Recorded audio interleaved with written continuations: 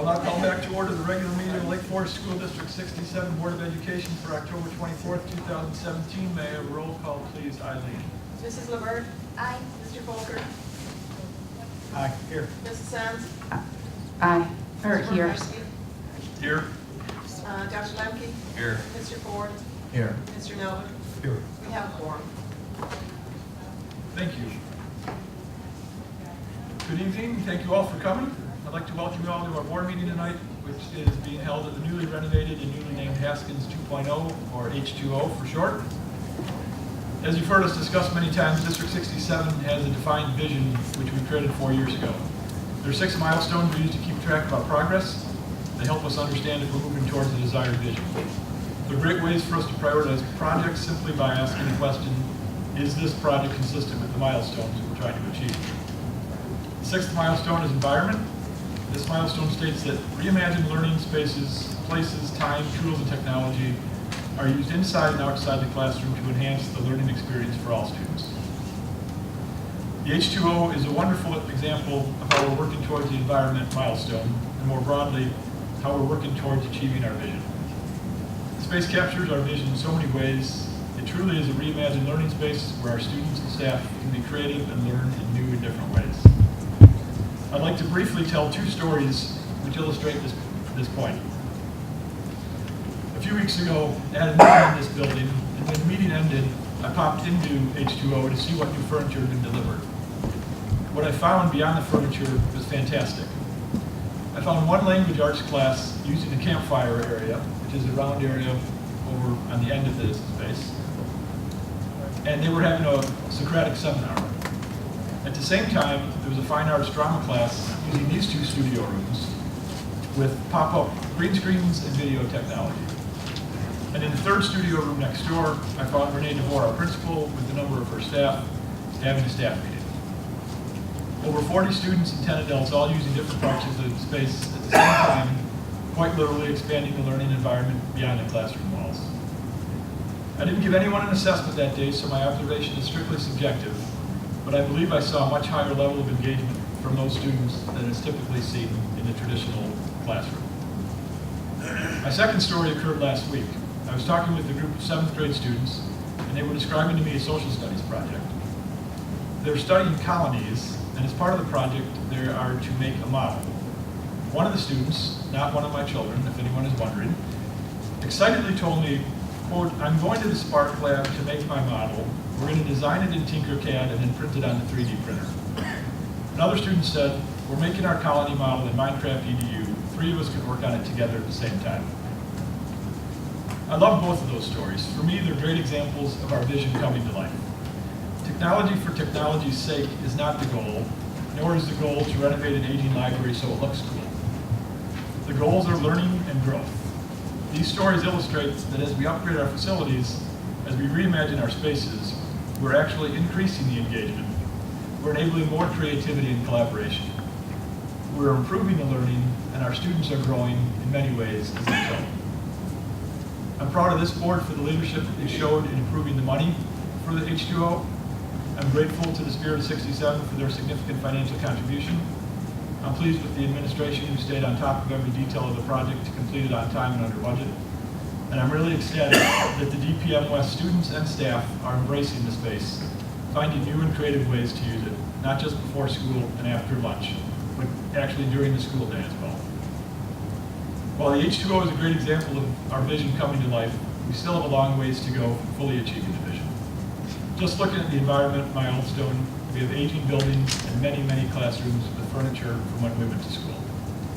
Much work remains to achieve the milestones and, more importantly, to achieve the desired vision. I hope that this space can be an example of how environment can positively affect learning and growth, and that we use the success of H2O as a springboard to continued progress towards our vision. That concludes the President's report. Next up is the Superintendent's report. Mike? Thank you, Mr. Borkowski. And the Superintendent's report tonight is going to be slightly more comprehensive than it typically is, because we have an opportunity to hear directly from our staff. And we have 3 of our teachers that have joined us tonight. First grade teacher, fifth grade teacher and our, I don't know what you call librarian, but it's not the right term, the media specialist. Teacher librarian. Teacher librarian. And so Patty, if you wouldn't mind, could you come up here? Because if you don't, we can't hear you. Also like to thank both Patty and Judy Epke for the work they've done in preparing for this board meeting and gathering data that has been sent to the board. And so Patty, you've done a really nice job of collecting data, but wanted to give the board an opportunity to ask you questions, but first give you a chance to say, you got brand new digs here, and tell us about it. Well, thank you. I'm in my 32nd year of education and my 19 years as a school librarian, teacher librarian. And I thought it was pretty awesome when 5 or 6 years ago we designed and opened the Cube. Wow, we ain't seen nothing. The Haskins coming to fruition after a couple years of working with the students has been amazing. And I actually just said to Susan Mills, she asked, how are you liking the space? And I said, I'm used to it. I love it. That bright green doesn't bother me a bit. But my challenge has been growing with the students and the staff, because every day, as Mike alluded to, they find a different way to use the space. They are coming in before school. I think our high count was 125 one day. And yes, some are just chatting, but others, they're working together. They're coming in at lunch. They're coming in and working collaboratively in homeroom. The teachers have utilized the space right from the very beginning, bringing in classes just because it's a nice new space to use, or because we needed to get so many groups together. We have had all three, like, for example, all 3 language arts classes from one period and one grade in here at a time to learn about digital portfolios, and to one time hear from our public librarian from Lake Forest Public Library. And you wouldn't think that you could put 75 students in here, but you can, and they work so well together. So it's been so exciting to see how people are deciding to use the space, and that's been the challenge, but the fun is me growing with them as well when they say, well, how are we supposed to use the gathering stairs? I said, how do you want to use the gathering stairs? And so it's really been great. So I'm happy to answer any questions the board may have. What surprised you? Surprised me? I think even though I saw them coming into the Cube all those years ago, it surprised me at how at ease they are right from the beginning. They didn't ask questions like we as adults do. They just started using the space and setting up shop wherever they wanted to. Just keep throwing them on. So these spaces, these 2 rooms, these are actually 2 rooms with a divider that can be written on. Mm-hmm. And in the room next door were virtually unused spaces before, correct? Pretty much for the last few years, yeah, there was just nothing in here for them. Yeah. And so now, yes, they're coming in. Not just the space, but the furniture. The fact that it's so flexible, we can move them out of the way very quickly and nest the chairs, or even just move them out of the space completely, or, as I said, have 75 students in one space to learn together. This is Learning Studio A, B, and then the farther one is C, which is a little smaller. We have some wonderful CII meetings in there. We have kids just meeting in there to collaborate. Teachers coming in with a few small groups and students to work as well. So again, we're seeing students and staff, and what's nice is the students know that they can use any space in the Haskins as long as someone else hasn't already reserved that space. And they do, they move right in. I was chatting with Renee and Mike prior to the meeting, and you may already know this, but we had discovered, I can't remember who ended up showing, was it Susan who showed us? Someone showed us the bookshelves are on wheels with magnets. They can all be moved out of the way as well. They absolutely can, and the way that they're set up right now in my nice straight lines is because I just wanted to get all the books out on the shelf, and so it gives us a chance to move them a bit. What will be better? How can we use the space more? But as I know that we've got upcoming, for example, some 7th grade science in December will be coming into as an expo-like space. We can, yes, push those all close together once again and open up the space more. And I have done it, and I can move one at a time with books on it, and it's not that hard. It's only been a couple of months, I understand, but is there anything that we missed or any opportunities beyond what's already here that would be like, ooh, thinking ahead, it'd be nice to also do X, Y, Z?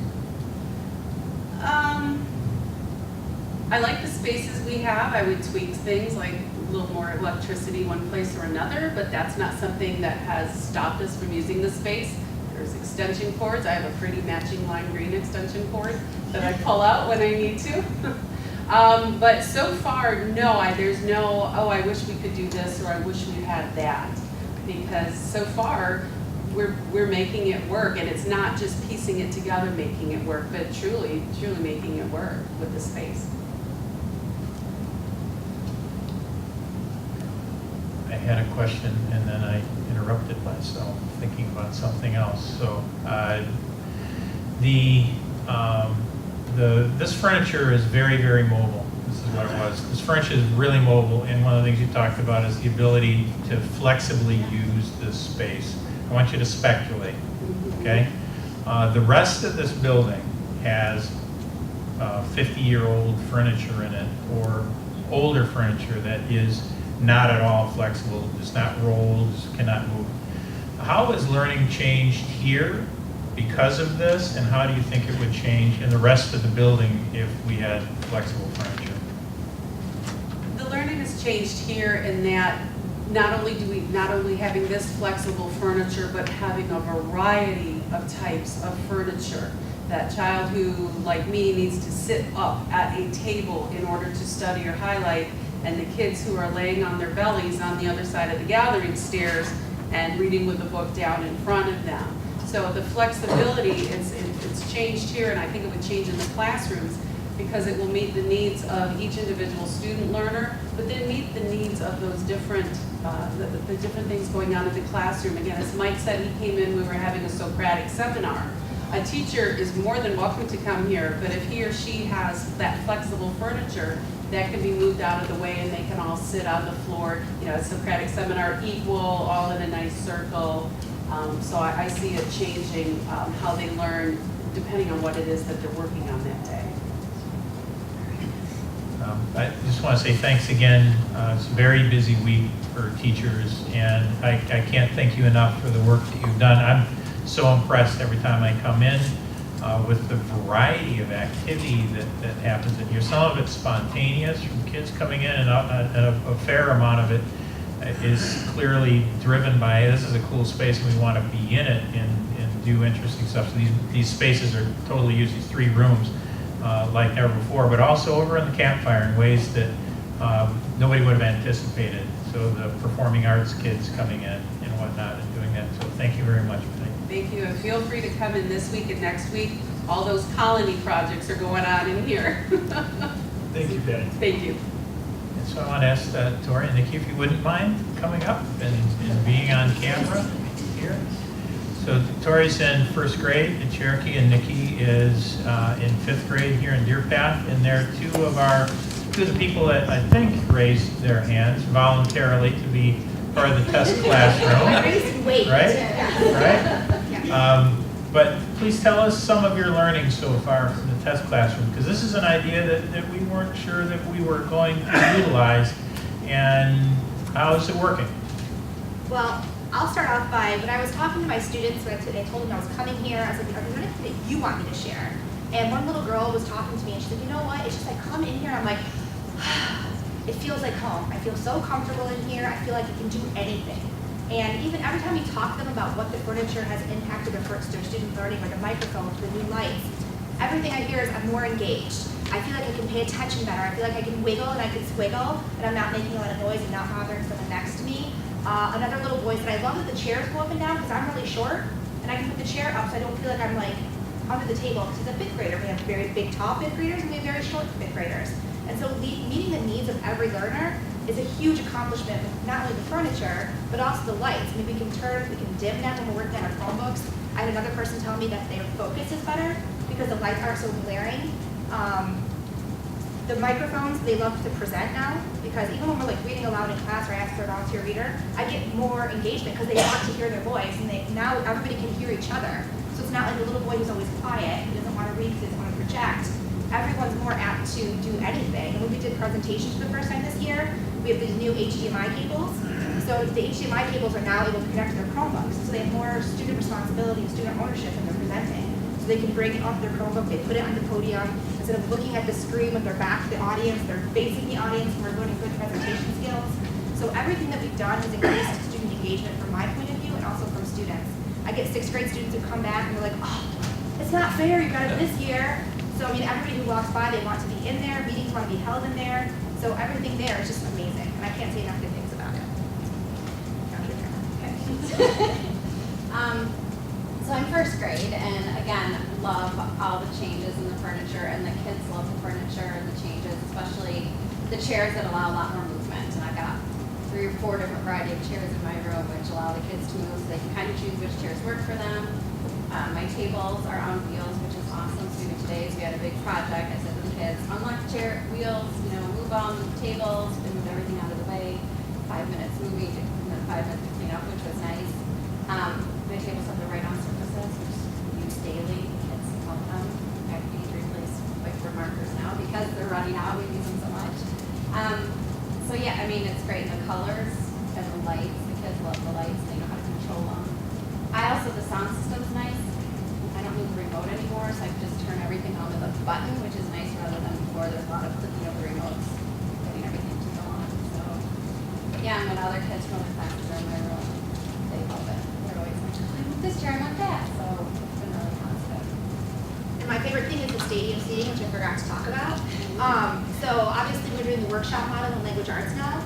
And 5th graders can be big, and it's hard to get them to be gathered on a carpet, and it's also hard to get all the chairs over, because it's just like you're losing time, and we only have 53 minutes. So the fact that we have stadium seating, I can see every kid at eye level. I'm not looking down at anybody. I'm not tiptoeing around the carpet trying to listen in on their conversations. It's easy for me to like walk around, walk through. So it's cutting down on time, it's cutting down on transitions. And everyone, I mean, I talk to the kids, like, I can see you, I have a better visual of you. I feel like I can sit here for 10 minutes and I'm not, no one's in my personal space. I mean, I have students who have IEPs and they can get the bouncy chairs, they just bounce the whole time, and that's okay for them, because they needed that little space of their own. So that's also a huge plus and one of my favorite things about our room. Nikki, can you describe the stadium seating for those that haven't been in your classroom? Some of us have seen pictures of it, but describe what it is and why it's so useful in that configuration. Okay, so when we have a workshop model and you come to the carpet and gather, instead of having everybody sit on the carpet, they look like giant couches, but you can get 4 kids on top and 4 kids, 5th grade children, on the bottom. So you have 8 kids sitting up and 8 kids sitting up. So already 16 kids are sitting up off the carpet. So then we have a couple spots on the carpet that people can sit on. So when I'm sitting in a chair talking to them, it's just like talking to them at their level. It's not like I'm talking down to them. I mean, they're 10 and 11 years old. I don't need to talk down to them. So it brings them up to my level. We can see each other on eye level. But yeah, they look like giant couches. And they double because when we go back and we do our independent working or we're working in groups, they use it as couches. They sprawl out, they meet in little small groups, they use it as individual workspaces, and they're not very heavy. So like today we smushed them over and we smushed all the tables on wheels over and we made a physical map of Egypt with our bodies. So like just being able to move all that space, it's not a heavy piece of furniture either. And so far it's durable. Fingers crossed that it lasts a long time.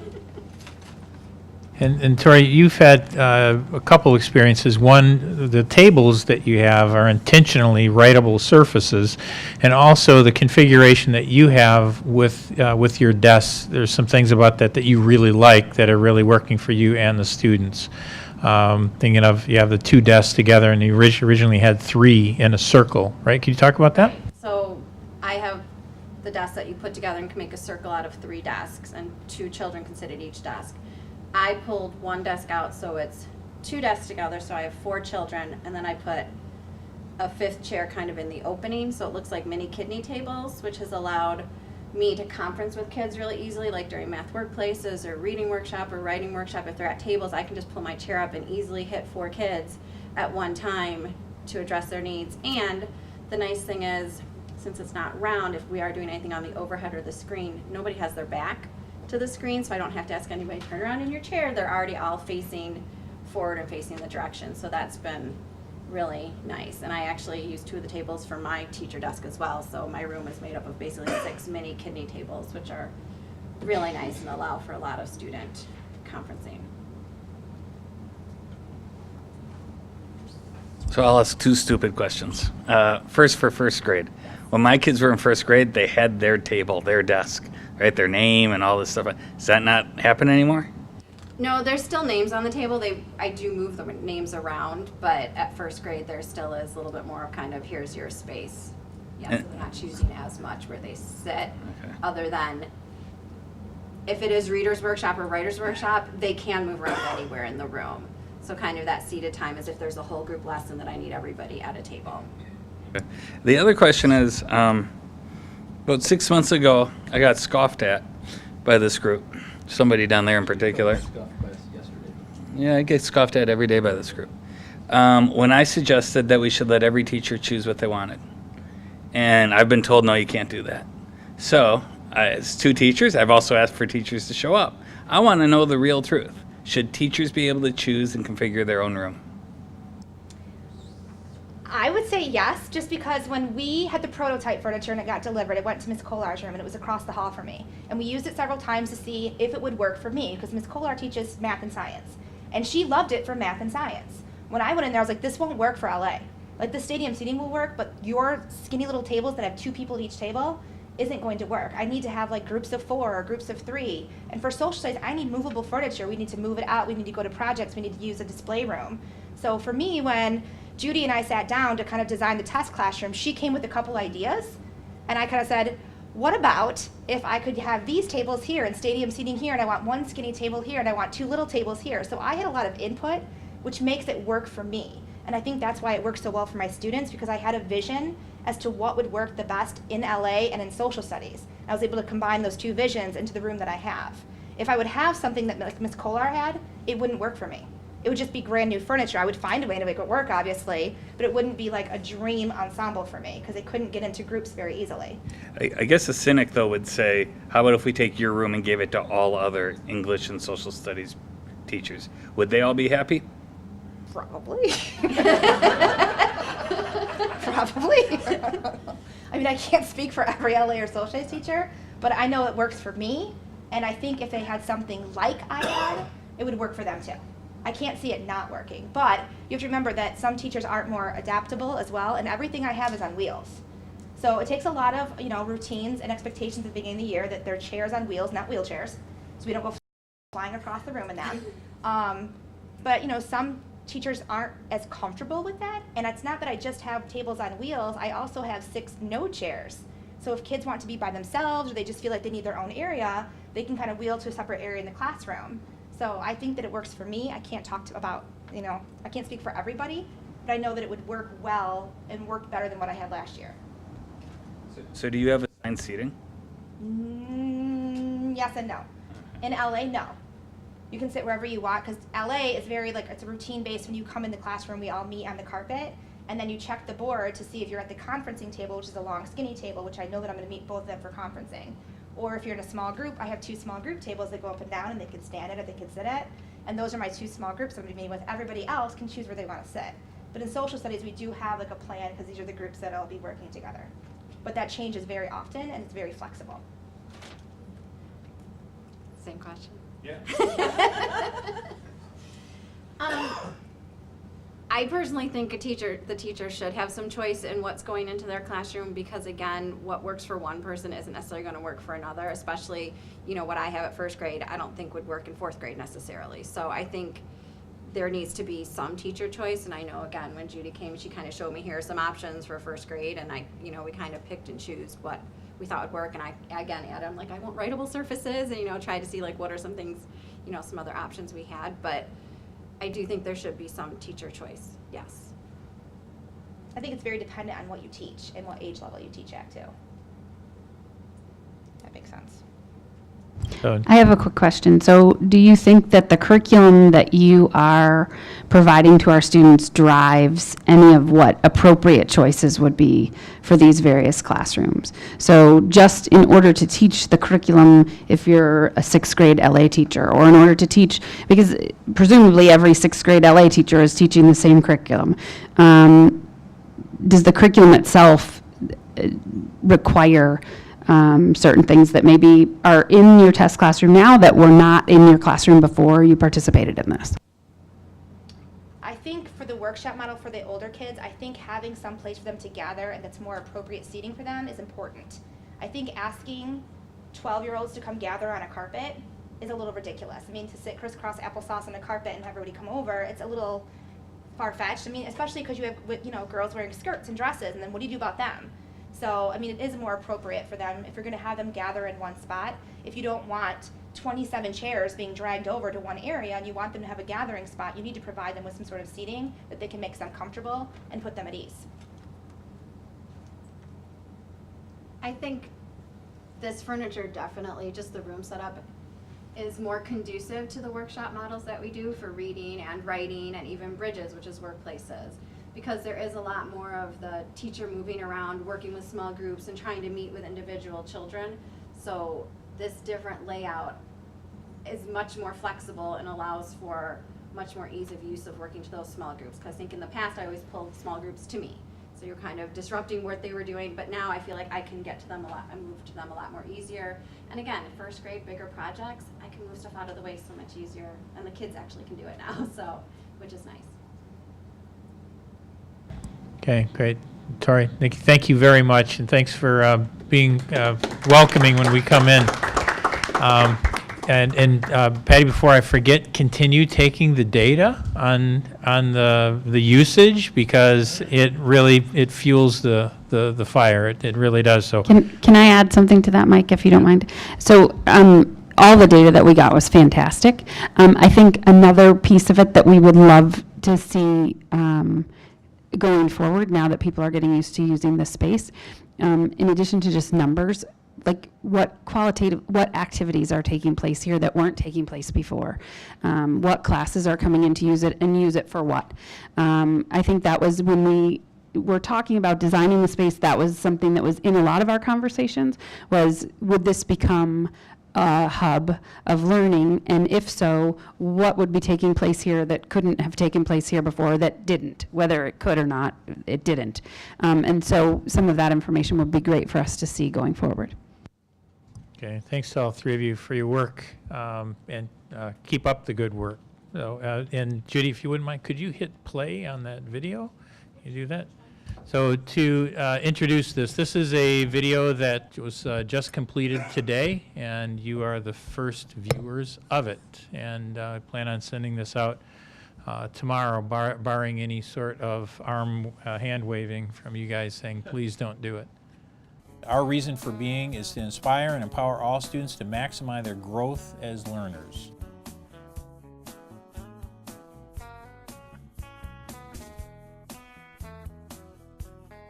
Vision is where you want to go as an organization. The school board's charged the administration to make these things happen. So we want to be an innovative learning community that educates without boundaries, where all students cultivate their minds and create enduring connections and discover their passions. And the tagline for that is to educate without boundaries, learn without limits. Another part of the charge is the milestones, mini vision statements. And what I want to do over a series of videos is talk about different parts of these milestones and why they matter. The one I want to talk about today is the environment milestone, that we're going to reimagine those spaces so that we can create different and more stimulating learning environments. Testing different types of furniture. Some of it rolls, some of it is more fixed. We're also testing the lighting, the ability to raise and lower the brightness of the lights. We also are testing sound systems, different types of sound systems. We're also testing out different colors, whether or not they are calming or stimulating or what have you. In this video, the thing to notice is how many kids are swinging their legs and are swiveling in their chairs. All of this is dissipating some sort of energy for the kids. It's stimulating, it's energizing for them, so it keeps their mind more on the task. Learning should be busy. Learning should be engaging. And in this instance, all of that energy in the classroom is really healthy energy, and you want that. So this furniture makes these things happen. In this video, you see a little guy sitting on a chair. The student next to him is on our old chair, a hard, really hard plastic chair that doesn't swivel, doesn't move in any way, and he's sitting on this thing. He's sitting on top of his foot. He's rocking around. All these things make it more possible for him to pay attention to what's going on. Behind him is another type of desk that we have. It's a taller desk, and it has a little bar underneath it where kids can put their foot and they can swivel back and forth. The flexibility of it winds up being really, really important.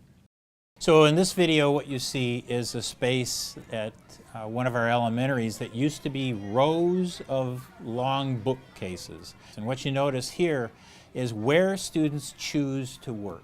Few of the students are over on the tables, but a lot of the students, especially K1, 2, and even third grade kids, really prefer to work on the floor. This big open space is so flexible now. We can set up tables if we want to. So we've got a wide open space for kids to partner up in any way they want to. In this video, a little girl tells us about why they love this new furniture, the new seats. You sit like this. Your leg also sits like this. Or you can sit like this. The old ones you could only sit like this, and they were kind of hard. They sometimes if you sit there for a while, your spine would kind of get all.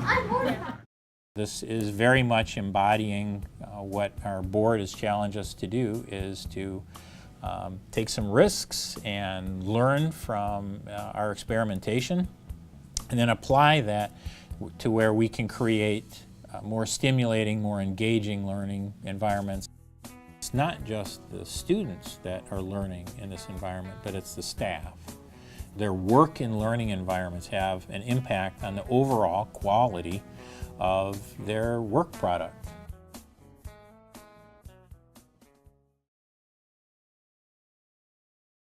That completes the superintendent's report.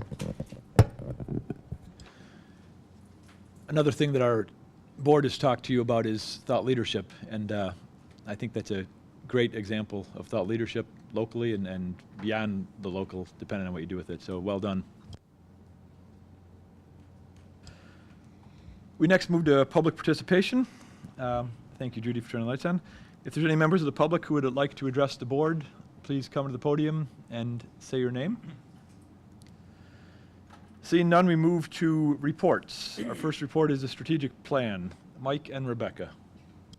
And I'll hand off to Rebecca Jenkins on this. She has a presentation. While she's getting set up, I'd like to say that what you're going to see a report on is very much a thumbnail sketch of the ongoing work of the district, and Rebecca is going to highlight some of those critical bullets of what we are most focused on right now. Great, thank you, Mike. So we are updating you in a quick snapshot on the strategic plan for the year. It's really our annual plan and the work that we're committed to do throughout the 17-18 school year. And what's most exciting, one of the most exciting things is the process of which this came to be. So this came to our instructional leadership team, which is all of the administrators in the district. It has also been shared with our building level leadership teams. So those are teachers and administrators working together to support at the building level. We've also shared it at cabinet, which is your high district level leadership. The Curriculum Coordinating Committee, which encompasses about 20 teachers, parents, and administrators. We've shared it at the Board of Education Committee. So approximately 100 people have already seen and had input into the annual plan and committed to the work this year. So we're very excited about the process. I'm going to highlight just a few of the items in the plan. It is on the website, and you have also had access, and we discussed it at our last workshop. One of the things we're most excited about is the continuation of our personalized student portrait. We worked on that last year. We had a beta test that went out to parents 5th through 8th grade. We're going to continue that this year. We're also going to be adding the administration of the Gallup-Clifton Strengths Finder so that we can really have a conversation about students' strengths, not only their academic achievement, but also those components which make them up as individuals and how we can capitalize on those strengths both in the classroom and in the world. We're going to spend time with our teachers training and having discussions about what those conversations look like with both students and parents. And we hope to have that to parents, not hope, we will have that to parents in the spring. In addition, we have a lot of work in curriculum. You know, last year we finalized all of the curriculum writing K-8 in every subject area, which is a very exciting piece. We're going to have that on our website for both parents and teachers to access. So parents will go to our website, they'll know exactly what's being taught in any grade level, in any subject, in obviously a snapshot format. And then for our teachers, the Department of Teaching and Learning, led by Susan, is working on the curriculum calendars being posted so that everyone has access to those as well internally, so we can have that guaranteed and viable curriculum every day and actually in progress. We're going to be recommending an adoption of a social emotional learning resource this year. So last year we wrote all of our standards, and this year we're working on how are we going to put those into students' hands and in the classrooms on a daily basis. So that will be through an adoption process. We're completing social studies alignment. We're also aligning new ELA units to our reading curriculum. And then we have some assessment work. So what typically in our 5-year process, where we write and work on the curriculum and we move to common assessments so that then our teachers can see that that work that the teachers are learning, that the students are learning, is actually happening. So we'll be developing reading and math common assessments 6-8, developing science common assessments K-8, and then we're overall looking at just our evaluation system, assessment system district-wide, to make sure we're not assessing too much, we're assessing in the right spots, and those assessments are giving us the right information so that our teachers and students can move forward with their learning. In addition, we have some pieces that support all of those programs, which are going to be developing and deciding upon a 5-8 learning management system. So for those of you who have students in 5-8, you might have heard things like Edmodo or Google Classroom, but what we want for our end user, both our students and our parents, is one that all of our teachers use throughout the campus. So that's a decision that will be made for implementation next year, and we'll be working on the training, the implementation, deciding on that through this year. In addition, we will be deciding if we will be recommending to the board a K-1 electronic tool. So if there'll be Chromebooks, iPads, or maybe it's not appropriate at a K-1 level, but we want to make that determination this year for implementation next year. As we've been discussing this evening, we're definitely looking and spending time on classroom environments and furniture standards, so that's a goal as well. And then, as the district has been talking about, we want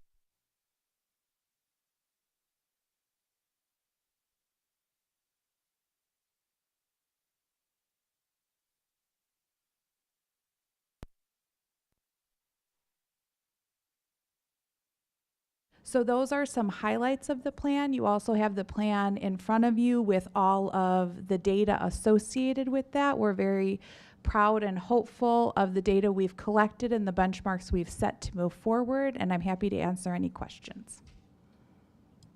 Questions from board members? I have a question regarding achievement on milestone 1. Yes. And I apologize because being at the Ed Committee meeting, if I didn't think about this, I apologize. But having just received park scores in the mail, Yes. We talk about increasing student performance in Park Correct. by 3 percentage points. Yes. Over what? Over the spring to spring, Correct. fall to fall, Spring to spring. fall to spring, spring to spring. So Correct. spring of 2016 to spring, or 2017 to spring of 2018. Yes. Thank you. I don't have a question, but I have a comment. There's an incredible amount of detail in this report, and it's amazing, and I want to say thank you. It's good reading, and a lot of thought went into it. Thank you. It's phenomenal how far it's come over the past few years, so I echo Alice's comment. I think you said this on one of the first slides and I missed it. When you were talking about the personalized student profile, when does the next version go to parents? That's a great question, and I didn't say that, so excellent question. We're going to send one out in the fall, so I don't have the exact date in my head, but maybe a week or two after conferences.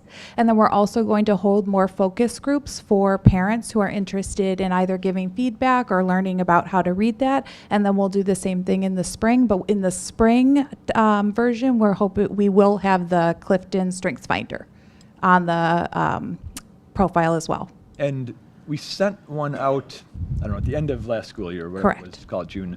And I know you did some focus groups. The one we're going to be sending out in the next few weeks, is that version 2? Or is Yes. it, so there's been some, you don't need to go into detail, but there's been some improvements already. Correct. Fantastic. Yes.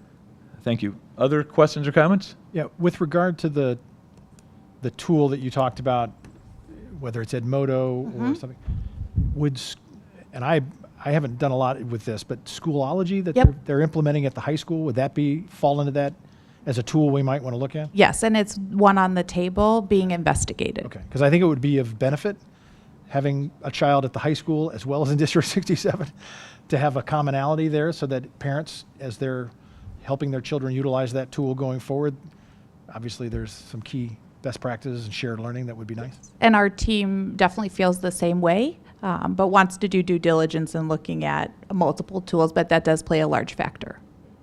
Rebecca, could you talk for a minute about what exactly learning management system is and why it's important? A learning management system is a way for teachers to communicate with both parents and students. It can also change the way students access information. So if you're at home, everything can be uploaded. If you're sick for a week, you can still have access to all of the work that's happened in the classroom, dialogue, there's even ways to have assessments on a learning management system. But it's really to take that classroom and make it a bit more virtual, and then have access for parents as well to kind of peek in depending upon the level that we decide to provide. And Judy is leading that. Judy, am I missing anything in relation to what it kind of provides? You can have online dialogue between you and the teacher. You can do that through email too. We currently don't give our students access to email, so this provides another way to do that. Students can talk to one another. So really, I think of it as learning anytime, anywhere, any place. It provides a virtual classroom outside of the 8 to 3 day. Executive functioning, because everything is all in one place, whether it's your homework posted or any sort of resources like Rebecca talked about, or if students are uploading their work, it's kind of all in one place. So teachers can let you know when assignments are due, when to study for tests, shoot out reminders.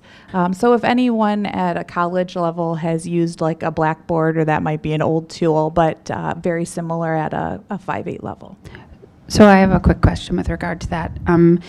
Once something is chosen, will there be an expectation for utilization? Because it was my understanding when Edmodo was chosen that it was going to be the one, and now we have many things being used, and even the things that are being used are used to varying degrees, and some teachers use them a lot more than other teachers, and some assignments never get anywhere on any of those things, and so they're hanging out there, and so you still need to have a little notebook with you so that you can keep track of everything that you need.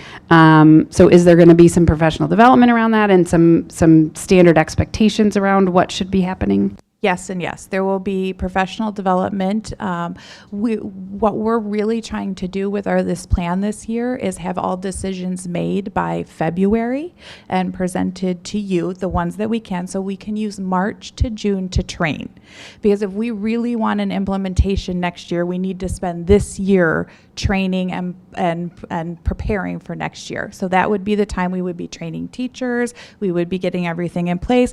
And yes, there would be a level, kind of a bottom floor of expectations, whether we decide that's just assignments and maybe a weekly update, but no longer will teachers be able to then choose Google Sites or Edmodo. And the reason is executive functioning. We don't want kids walking into a class and having this expectation from this teacher and a different expectation and platform from another teacher and parents as well. So it's really for our end users, and I do believe our teachers understand and buy into that, and with appropriate training, I think we'll be on board. Becca, you talked about the co-teaching model. Yes. In fact, it says increase teacher understanding of the co-teaching model. Yes. Could you increase our understanding of the co-teaching model? Yes. What is it? Yes. Mr. Simic, feel free to chime in at any time because I know you've been working on this longer. But we do want to provide clarity for our teachers on what co-teaching is. And co-teaching can be a general education and a special education teacher, or it can just be two teachers, like two general ed teachers, a science specialist coming in, so on and so forth. So we're defining right now co-teaching is any time two teachers are in the classroom, but there's a continuum of co-teaching.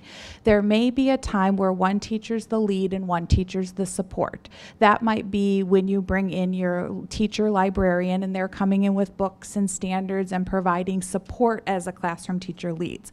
All the way to last year at Cherokee, we had a special education teacher and a general education teacher co-planning, co-facilitating, co-assessing. So they really shared responsibility in that classroom for everything during that time.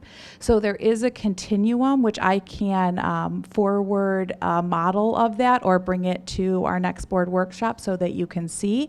But what we're aiming for is in any of those settings, there's appropriateness, whether it's co-facilitating, whether it's co-planning, whether it's full co-teaching. There's definitely times when all of those are appropriate, and that's what we're helping our teachers understand, because their picture of co-teaching is just the whole shebang. It's you co-plan, you co-teach, you co-assess, you do everything together, but there is a place where you just might co-facilitate, or you might give the teacher a plan to put into the classroom. So we want to clarify when is the best time to use the part of the continuum, and then when there is a place where a special education teacher and a gen ed teacher is in the classroom, what that looks like and that there's shared responsibility. So On the last point, sort of what you said, the whole shebang, I don't know if what I'm about to say is entirely true. I think there had been sort of a goal for every grade, every building for LA and math to have a co-taught classroom available for kids who need it with IEPs and those subjects. I'm not sure if that was formalized as a goal, but just in conversations with you, certainly that's come up. Is that still sort of where we're headed, and are we there yet? Are we not there yet? I know I think I asked this to Barry Rogers a year or two ago, and so where are we on that? It's a very good question, and we're almost there. So we are not to that model yet, and as we bring recommendations for staffing to the board in the spring, especially K-4, I think we can get there in the 18-19 school year. What is really amazing and beneficial right now is our teachers buy in and they want this. They want this for themselves and they want this for their students. And that's actually, other than staffing and the monetary investment that goes along with it, that's the hardest thing to do. So they want co-teaching in the right places. So then we as a district have to decide when and if we put the monetary investment to kind of close the deal, K-4. 5-8, it's happening in many, many classrooms where the special education teacher pushes in for the whole math period or for the whole reading period. period. It seems to be a little easier scheduling in 5-8. And many of our teachers have experienced it, but because of staffing and scheduling right now, that's the one reason that we're not fully there.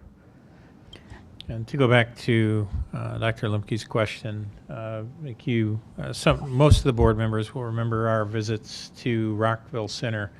This was back in 2013 or 14. I'm not sure which year it was, but that was one of the first exposures that our district staff had to a co-teaching model.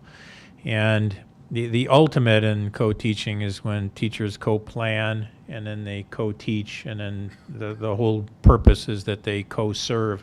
One of the things that we've striven to do over the last many years is for an increasing number of special education minutes to be gotten in a general ed classroom. We call it the push-in model, rather than the student going down the hall and getting the required number of minutes down the hall. They get it within the general education classroom. So the co-teaching model is frequently very, very challenging for staff, because who's going to be the lead, and is somebody, this partnership idea is really, really challenging. But one of the things that we anticipate in bringing to the board in the spring is a further recommendation for more co-teaching. All of our work, but it's not just in special ed, but special ed is maybe the easiest example of where do students get their minutes, and are those, it's less efficient to have those delivered in a co-teaching model, but it's also ultimately much more beneficial for the students. And so that's the model that we've been pursuing. And this year alone, we've already had 4 trainings for every teacher that participates in a co-teaching partnership. So the clarity for them is very strong, and the investment is very strong. So we're actually very excited about that. So when you come back to us with a recommendation about this, could it involve maybe a deeper dive and workshop with maybe us hearing from some of the people who are doing this successfully, what it's looking like out there, and what your vision is for this, what this can, so that we can understand the whole continuum maybe? Yes, I would love to bring some teachers, and they will do an excellent job. And they're the ones leading the trainings within the district already. So it's a trainer of trainers model. They've been sent out and are bringing that back. So I think that's a great idea. Thank you. So since I started the questioning and got cut off. Oh, no. By you, let me end the questioning. So I think when you do come back, what I'm confused on is, my understanding is that a year ago or something like that, we voted to increase certain faculty by 4. Yes. And then the following year by 4. And none of those were called co-teachers. They're all called something else. Yes. But I imagine they are co-teachers. Correct. And I would just like a better idea of what they're doing and how they're having an impact, and just, you know, whatever the staffing recommendations are, to understand. Because I hear this one thing about 2 teachers in a classroom being the ultimate standard. Are we pushing that for all of our rooms, or is that 1 out of 4 rooms and then the other 3 rooms do something else? I just really don't understand that. And our goals are the first step of the goals, right? And so next year, and so that would be great. So we will bring back those teachers who are working in a co-teaching model, so that we can bring clarity to that and also share the vision. And Mr. Simic will let me know when we want to do that, but that will be very exciting and awesome. And I do think that will clarify and provide a picture for where we're headed. And I think if there's a range of different types of situations. You mentioned it can be in special ed, it can be between 2 general ed teachers, it can be between other specialists that are there for other reasons. I think if there's a little bit of variety in who's brought to us, it helps give us a picture of the whole model. Because I think one of the things that Dr. Lemke just said was who's a co-teacher. And it would seem to me that possibly ultimately everyone could be a co-teacher to some extent. And it's just a matter of who they co-teach with and when and why. And for us to understand how you guys see that and how the district is rolling that out would be really beneficial. Yes, and just to clarify, that's very true with many of the specialists we have, but for the additional staff that you saw for this school year, the primary goal was the special education, general education co-teaching setting so that we can serve students in the classroom, and that actually does benefit all students because we're asking them to be specialists for all kids, and then they're just in the classroom so that we can service the minutes in the right spot. And but it's much broader than that. There could be advanced learners in there too whose needs can be met by the same two individuals. So, thank you very much. Thank you.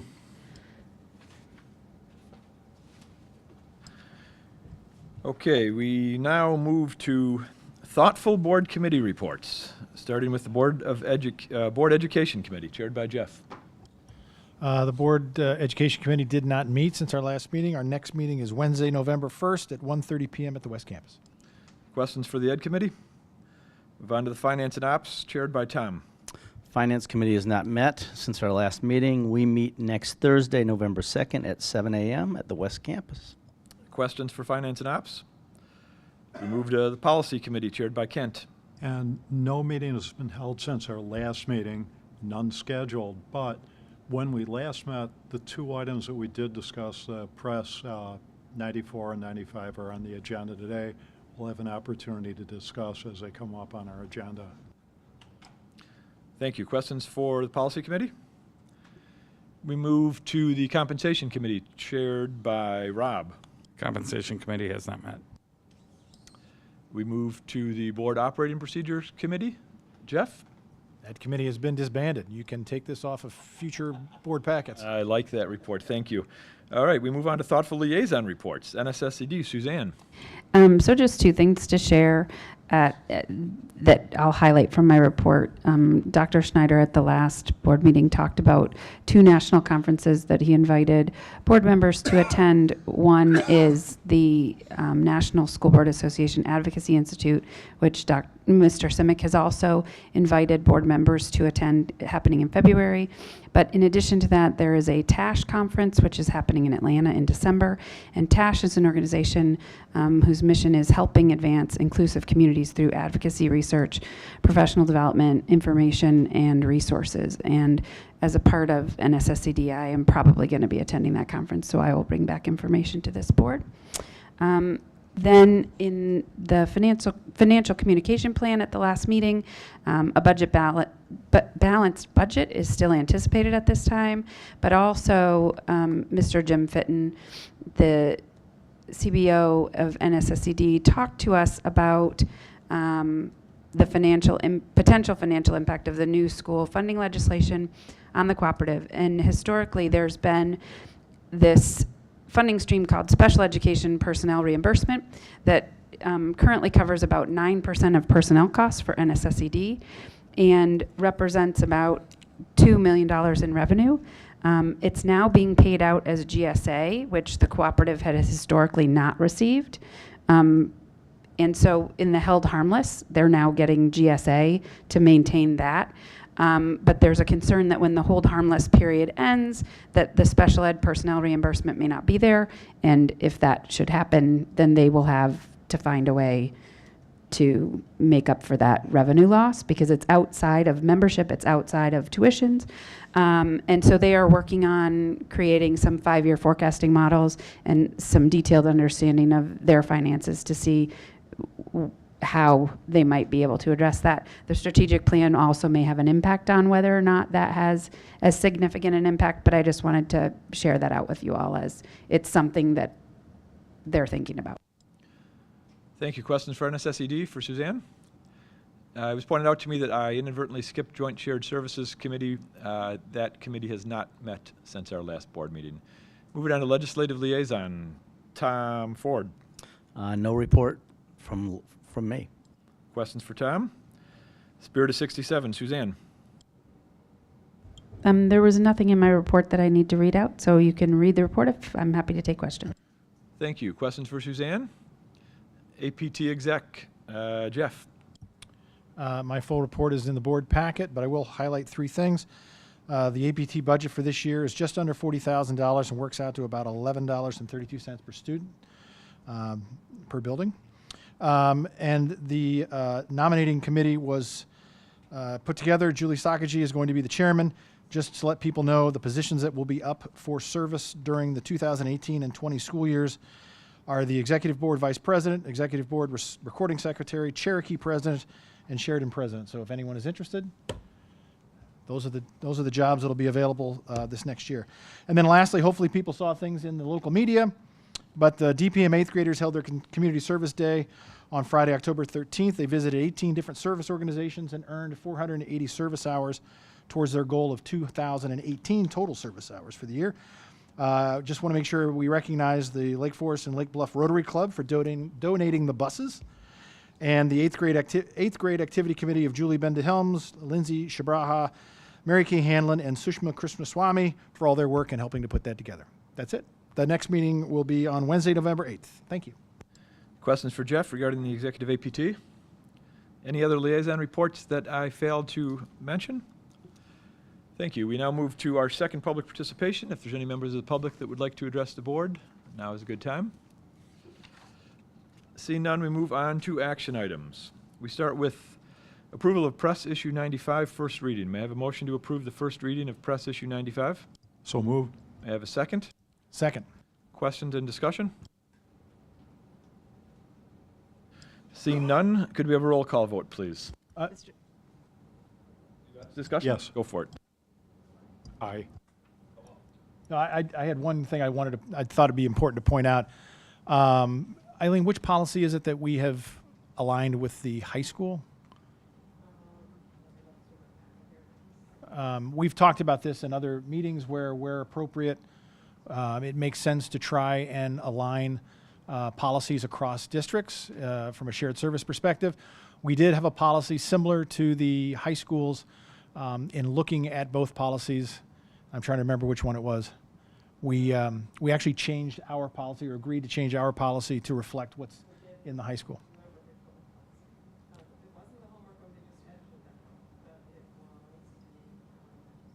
It was homework. We edited homework to align with the high school's policy. So just as an FYI. I think we deleted the first line of the policy to align. That was the only change.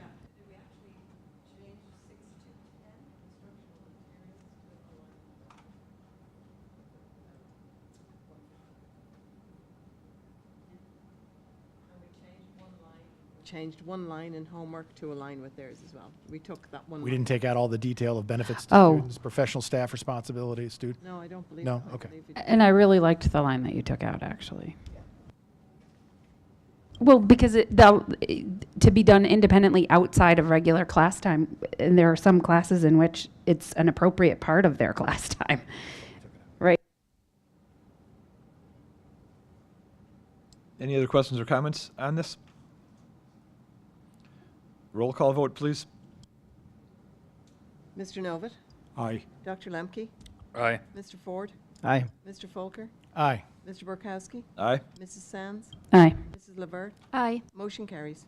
Thank you. May I have a motion to approve the first reading of Press Issue 94, 5-year policy updates? And So moved. Second. Thank you. Comments or discussion? And when we met, this is basically, we have to touch on these policies on a 5-year basis to examine them and determine if we want to reenact them or if there's any change needed. So it's an automatic that we have to review these policies on a 5-year base. Thank you. Other comments or questions? Roll call, please. Mr. Borkowski, Aye. Dr. Lemke, Aye. Mrs. Levert, Aye. Mr. Novit, Aye. Mrs. Sands, Aye. Mr. Ford, Aye. Mr. Folker. Aye. Motion carries. Thank you. May I have a motion to approve the human resources items as presented? So moved. May I have a second? Second. Comments or discussion? Roll call vote, please. Mr. Folker, Aye. Mrs. Sands, Aye. Mr. Borkowski, Aye. Dr. Lemke, Aye. Mrs. Levert, Aye. Mr. Novit, Aye. Mr. Ford. Aye. Motion carries. Thank you. We move to the consent agenda. Any item may be removed from the consent agenda at the request of any board member. I will now read the consent agenda. Approval of disbursements, payrolls, and financial statements dated September 2017. Minutes of a regular meeting and workshop, September 26th, 2017. Minutes of an executive session, September 26th, 2017. Minutes of a budget hearing, September 26th, 2017. Minutes of a joint board workshop executive session, October 16th, 2017. Disposal of audio recordings, December 15th, 2015. Would any board member like any item removed from the consent agenda? Seeing none, may I have a motion to approve the consent agenda as presented? So moved. May I have a second? Second. Comments or discussion? Roll call vote, please. Mr. Ford? Aye. Mrs. Sands? Aye. Mr. Folker? Aye. Dr. Lemke? Aye. Mrs. LeVert? Aye. Mr. Borkowski? Aye. Mr. Novit? Aye. Motion carries. Thank you. We now move to FOIA requests. We've had one FOIA request in the past month from Kirk Allen of American Watchdogs Incorporated, commercial status complete. Announcements. Thursday, October 26th, 2017 is parent-teacher conferences from 4 p.m. until 8 p.m. It's a full day of class for our students. Friday, October 27th, 2017, parent-teacher conferences all day, no student attendance that day. Friday, November 3rd, 2017 is an institute day, no student attendance. Tuesday, November 7th, there is a book discussion, How to Raise an Adult, from 7 to 9 p.m. at the West Campus Boardroom. Friday, November 10th is a half-day school improvement day. Tuesday, November 14th, our next Board of Ed meeting at 7 p.m. and we return to our regular home at the West Campus Boardroom. May I have a motion to adjourn the Lake Forest School District 67 board meeting? So moved. May I have a second? Second. All in favor? Aye. Aye. Any opposed? Meeting's adjourned. Thank you. All right. Good, good.